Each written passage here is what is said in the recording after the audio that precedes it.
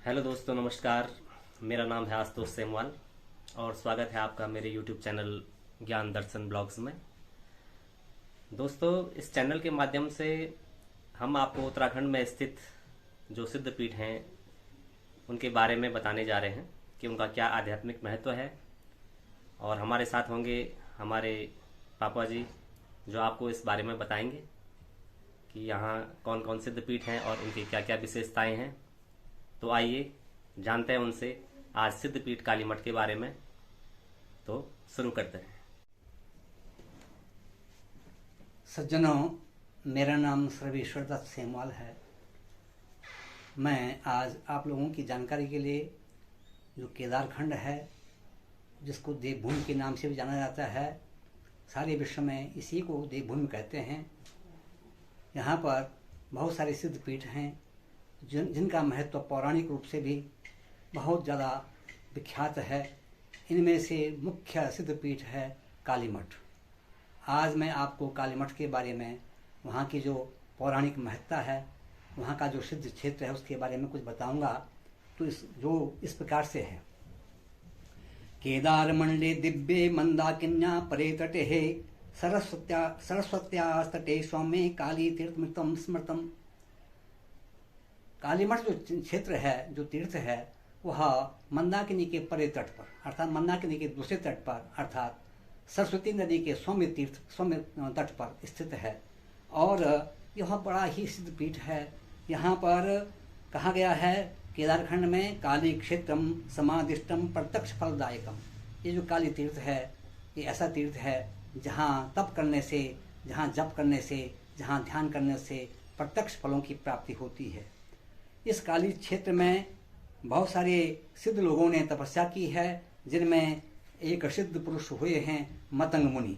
मतंग मुनि ने भी प्राचीन काल में यहाँ तपस्या की है और बहुत बड़ी सिद्धियों को प्राप्त किया है। मतंगाख्या शिला परम स्थान दायिनी मतंग मुनिना यत्र तपस्तप्तम सुदारुणम। मतंग मुनि ने एक शिला पर बैठ करके कई वर्षों तक जो है घोर तप किया और महाकाली का साहित्य प्राप्त किया। महाकाली के दर्शन हुए और बड़ी बड़ी सिद्धियों को प्राप्त हुए। इस प्रकार से यहाँ पर एक लिंग है जो कि केदारनाथ के लिंग से भी ज़्यादा फलदायी है। कहा गया है तेजो रूपम महादेव्या समीपे फलदायकम नामना सिद्धेश्वरम ख्यातम दर्शनान मुक्तिदायकम। यहाँ पर बहुत तेजस्वी एक लिंग है जिसका नाम सिद्धेश्वर लिंग है। इस सिद्धेश्वर लिंग का ध्यान करने से, अर्चन करने से, पूजन करने से और इसमें बैठ करके जप करने से मुक्ति प्राप्त होती है और बड़े बड़े फलों की प्राप्ति होती है, सिद्धियाँ प्राप्त होती हैं। यहाँ पर प्राचीन काल में महाकाली ने प्रकट होकर के रक्त बीजों का वध किया था। और इसमें जो लिखा हुआ है ललाट देशात क्रुद्धाय निष्काम भयानकः काली कराल वदना भीमा रक्त विलोचना। ये काली जो हैं महादेवी के ललाट देश से, अर्थात उनके त्रिनेत्र से प्रकट हुई हैं। और जब महाकाली प्रकट हुई तो महाकाली ने जो है रक्त बीजों का वध करना शुरू किया। कोपेन चास्या बदनम श्याम वर्णम बभूवः तदा तस्या महादेव्या ललाटाग्नि श्रिता शिवा। और महादेवी के ललाट की जो अग्नि नेत्र है उससे जब ये प्रकट हुई तो इनका नाम शिवा पड़ा।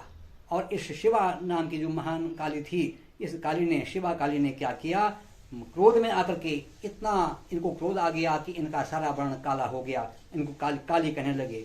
और इन्होंने क्या किया, अपनी इस तीसरे नेत्र से जब ये प्रकट हुई तो इन्होंने जो है रक्त बीजों का वध करना शुरू किया। एक भी रक्त बीज को संसार में रहने नहीं दिया। सारे रक्त बीजों से दुनिया को विहीन कर दिया और दुनिया सुखी हो गई।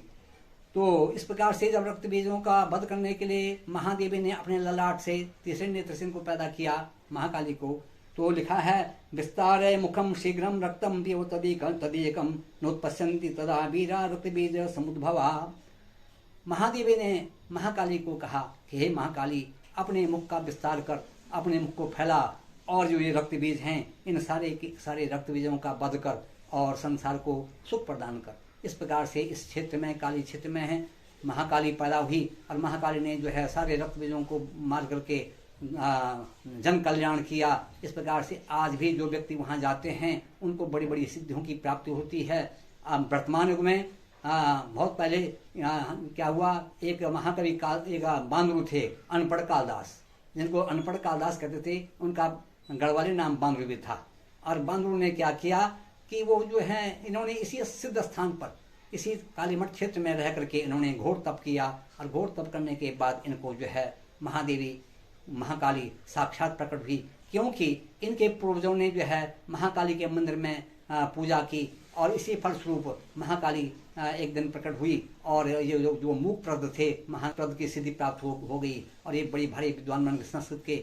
इन्होंने संस्कृत के बड़े बड़े महाकाव्य लिखे, जिनमें से रघुवंश महाकाव्य, कुमार संभव और मेघदूत इत्यादि अनेक प्रकार के उन्होंने काव्य लिखे।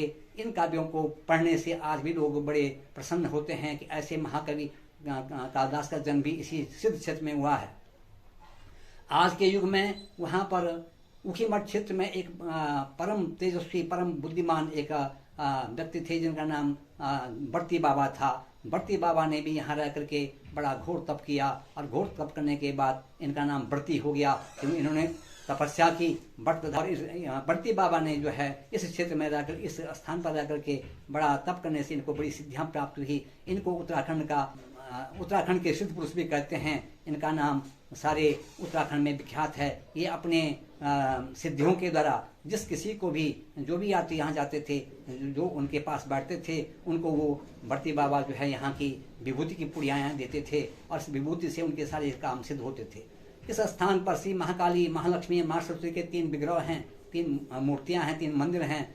यहाँ पर जो है प्राचीन काल में जब महाकाली का क्रोध शांत नहीं हुआ, तो महाकाली जब अत्यधिक क्रोध में थी, उसने सारे रक्त बीजों को तो मार दिया। उसके बाद भी उनकी प्यास शांत नहीं हुई, टूट पड़ी देवताओं के ऊपर भी। देवता भी जो हैं भयभीत हो गए। उन्होंने देवताओं को भी नहीं पहचाना ये देवता हैं। देवताओं पर भी टूट पड़ी और देवता भागे ब्रह्मा जी के पास गए। ब्रह्मा ने कहा, भाई मेरे बस का नहीं है, तुम विष्णु के पास जाओ। विष्णु के पास गए। विष्णु ने कहा, मेरे बस का भी नहीं है, तुम शिव के पास जाओ। वो शिव के पास पहुंचे और जब शिव जी के पास पहुंचे तो शिव जी ने कहा, पत्नी तुम मेरी हैं, लेकिन मैं भी इस समय उनसे युद्ध नहीं कर सकता हूँ। तो भगवान शंकर ने कहा, मैं कुछ युक्ति सोचता हूँ, उस युक्ति के द्वारा मैं महाकाली का जो क्रोध है उसको शांत करूंगा। तो इस प्रकार से भगवान शंकर उस कालीमठ क्षेत्र में लेट गए। और लेटने के बाद ऊपर से रुच्च क्षेत्र से महाकाली बड़ी भयानक रूप में दौड़ती हुई आ रही थी। रक्त बीजों का वध तो कर दिया था, अब देवताओं के पीछे भाग रही थी। इसके बाद जब महाकाली जहाँ कालीमठ आज है, उस क्षेत्र में भगवान शंकर लेट गए और भगवान शंकर के ऊपर से महाकाली दौड़ पड़ी। महाकाली को ये पता नहीं था कि मेरे पैरों के नीचे जो हैं भगवान शंकर लेटे हुए हैं। जब उसने नीचे देखा कि वहाँ भगवान शंकर लेटे हुए हैं, भगवान शंकर के ऊपर से दौड़ रही है। जिन भगवान शंकर को पाने के लिए उसका अपर्णा नेक वर्णाचा पाटला पाटलावती पट्टाम्बर परिधाना कलमंजरी रंजनी अमे विक्रमा क्रोरा सुंदरी सुर सुंदरी बंदुर्गाच मातंगी मतंग मुनि पूजिता। भगवान शंकर के ऊपर जब दौड़ी तो जिन भगवान शंकर को पति पाने के लिए, पति के रूप में वर्ण करने के लिए उन्होंने घोर तप किया था, उनका नाम अपर्णा पड़ा था। जिन्होंने पत्ते खाने भी छोड़ दिए थे, ऐसा घोर तप किया था। आज महाकाली उन्हीं के ऊपर से दौड़ रही हैं। तो इस पर महाकाली को बड़ी लज्जा हुई। या देवी सर्वभूतेषु लज्जा रूपेण संस्थिता नमस्तस्ये नमस्तस्ये नमस्तस्ये नमो नमः। महादेवी लज्जा रूप में आ गई और वो बहुत लज्जित हुई, बहुत उनको शर्म आई। और उसके बाद उनका जो क्रोध था शांत हो गया, वो महालक्ष्मी बन गई। फिर भी महालक्ष्मी बनने के बाद भी उनको शांति नहीं मिली। उन्होंने और भी पश्चाताप किया और भी पश्चाताप करने के बाद वो और भी शांत हो गई और वो माँ सरस्वती बन गई। तो उसके बाद महाकाली, महालक्ष्मी, माँ सरस्वती के वहाँ 3 मंदिर आज भी हैं, जिनका दर्शन करने से, जिनका पूजन अर्चन करने से जो है लोगों को बड़ी बड़ी सिद्धियों की प्राप्ति होती है। आज के युग में भी वहाँ बहुत सारे भक्त जाते हैं और जाकर के बड़ी सिद्धियों को प्राप्त करते हैं। और यहाँ पर जो है 18 वर्षों के बाद, प्रत्येक 18 वर्षों के बाद अयुत यज्ञ होते हैं। कभी लक्ष्य यज्ञ भी होते हैं, अयुत यज्ञ भी होते हैं। उन यज्ञों के द्वारा अनेक गाँव के ब्राह्मण यहाँ आते हैं, पूजा अर्चना करते हैं, यज्ञ इत्यादि करते हैं। यज्ञ और होम करने से यहाँ का वातावरण बड़ा ही रम्य सुरम्य हो जाता है और बड़ी सिद्धियाँ प्राप्त होती हैं। यहाँ पर मुझे भी एक बार बहुत बड़ा सौभाग्य प्राप्त हुआ। मैं भी अपने उस यज्ञ में 3 बार गया हूँ और मेरा वहाँ अन्नपूर्णा का चरण था। अन्नपूर्णा के चरण में मैंने भी बैठ करके भगवती का सानिध्य प्राप्त किया, भगवती का ध्यान किया, और उससे मुझे भी कुछ मेरे भी जो बड़े बड़े संकट थे वो टले, और मेरी भी बड़ी बड़ी मनोकामनाएं भी पूर्ण हुई। ये मैंने स्वयं अपने में महसूस किया है। इस बात को मैंने महसूस किया है कि मेरे भी जो है बड़े बड़े कार्य सिद्ध हुए हैं। इस प्रकार से सज्जनों, आज आप लोगों को भी, क्योंकि ये केदारनाथ के जड़ में ये तीर्थ है, आप लोग जब आते हैं यात्रा पर, केदारनाथ की यात्रा पर आते हैं, तो केदारनाथ की जड़ में मंदाकिनी के पर दूसरे तट पर और सरस्वती के ही सामने तट पर यह सिद्धपीठ विराजमान है।